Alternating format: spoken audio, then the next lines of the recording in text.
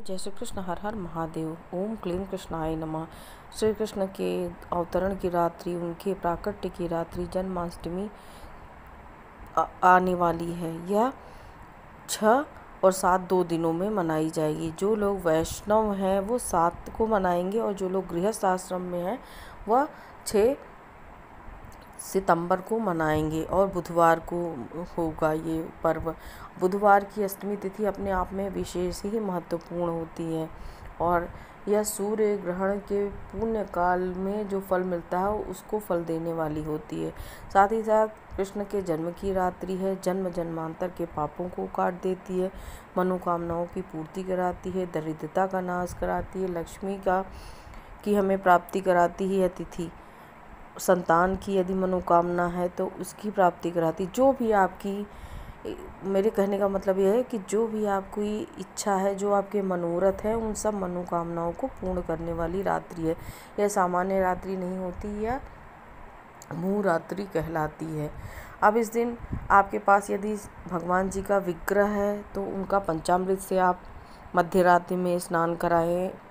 जब भगवान जी का प्राकट्य होगा 12 बजे मध्य रात्रि, भगवान तो 12 बजे मध्य रात्रि में पैदा हुए थे, तो आप प्रातःकाल से अपनी सारी तैयारियां आदि कर लीजिए, मंदिर खूब सजा लीजिए और मध्य रात्रि में भगवान का पंचामृत से अभिषेक कराइए। दूध, दही, घी, शक्कर और शहद, ये 5 वस्तुएं पंचामृत कहलाती हैं। और यदि आपके पास फोटो है तो आप भगवान को जल से छींटा देके अच्छे से पोंछ के उनका खूब चंदन लगाइए, उनको पीले फूलों की माला पहनाइए, उनको बांसुरी भेंट में दीजिए, मोरपंख भेंट में दीजिए, नैवेद्य उनके लिए अच्छे नैवेद्य, मिठाइयाँ भगवान को मौसम के अनुसार ऋतु फल आदि समर्पित कीजिए और आपकी जो भी मनोकामना है वह भगवान से बोलिए और कृष्ण जी के मंत्रों का आप जाप कीजिए ज़्यादा से ज़्यादा। जैसे अगर आपको संतान की कामना है तो उसके लिए एक चांदी की बांसुरी लीजिए, भगवान को वो भेंट में दीजिए और किसी विशेष मंदिर में जा सके जहाँ भव्य कार्यक्रम हो रहा है वहाँ जाइए तो ये और भी अच्छा अवसर है और ये अच्छा होगा कि आप किसी मंदिर में जाएं। मंदिर में जाके चांदी की आप भगवान को बांसुरी भेंट कीजिए और वहाँ से हाथ जोड़कर आइए और अपने घर में बैठकर भगवान के संतान गोपाल मंत्र का ज़्यादा से ज़्यादा आप जाप कीजिए और आप प्रतिदिन भगवान का 1000 नाम तो जब आप करिए, 1008 मंत्र का जाप कीजिए। भगवान की कृपा से आपकी संतान प्राप्ति की मनोकामना अवश्य ही पूर्ण होगी। यदि आप दरिद्रता से निवारण चाहते हैं तो इस दिन भगवान के मंत्रों का जाप कीजिए। उसके बाद महालक्ष्मी के मंत्रों का जाप कीजिए। आपको जो भी महालक्ष्मी के मंत्र आते हैं, ओम महालक्ष्मी नमः या फिर महालक्ष्मी गायत्री मंत्र, ओम महालक्ष्मी च विद्महे विष्णुपत्नी च धीमहि तन्नो लक्ष्मी प्रचोदयात्, इस महालक्ष्मी गायत्री मंत्र का जाप कीजिए। या और भी महालक्ष्मी के मंत्र आते हैं, आप जो भी आपको आता है आप उसका जाप कीजिए और प्रतिदिन कम से कम 1 माला तो अवश्य कीजिए। ज़्यादा से ज़्यादा आप 5 माला, 7 माला, 11 माला करें और नियम बना लें।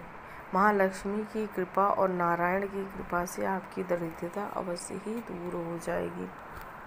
आप चाहें तो महालक्ष्मी के स्तोत्र का पाठ कर सकते हैं, आप महालक्ष्मी अष्टक पढ़ सकते हैं, कनकधारा स्तोत्र का पाठ कर सकते हैं। यदि मंत्र जाप नहीं करना चाहते, श्री सूक्त का पाठ करना चाहते हैं, वो कर लीजिए, ज़रूर ही आपकी मनोकामना पूर्ण होगी। लेकिन हाँ, आप लक्ष्मी जी के मंत्रों का, स्तोत्रों का ज़्यादा से ज़्यादा जाप कीजिए।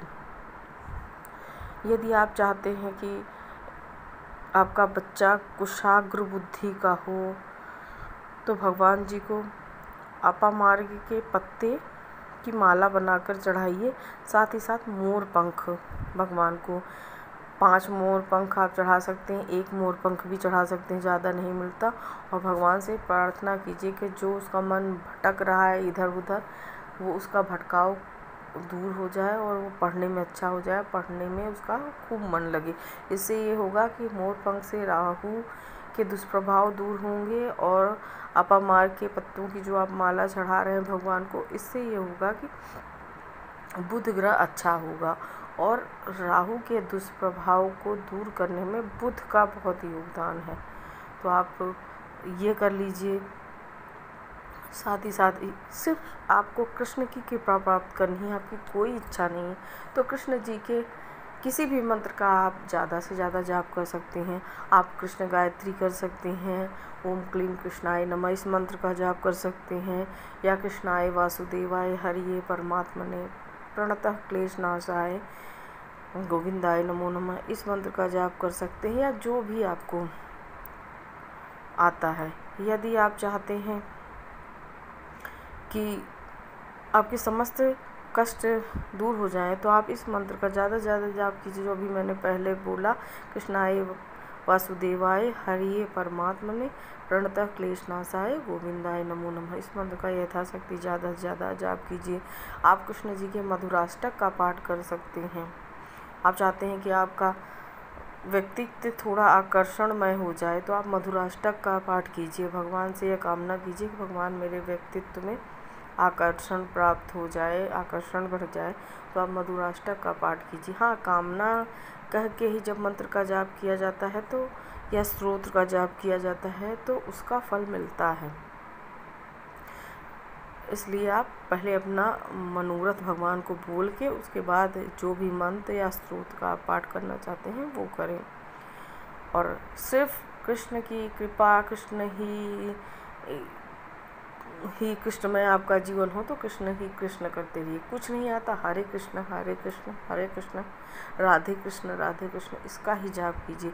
ये भी अपने आप में एक महामंत्र ही है। और जब भगवान का प्राकट्य हो जाए उसके बाद भगवान को झूला झुलाइए और बस भगवान का उत्सव मनाइए और नंद की आनंद भयो, जय कन्हैया लाल की गाइए। कृष्ण भगवान आप पर, हम पर अपनी कृपा बरसाएं, हम सबके मनोरथ पूर्ण करें। इसी मनोकामना से विदा लेती हूँ। राधे राधे, जय श्री कृष्ण, हर हर महादेव।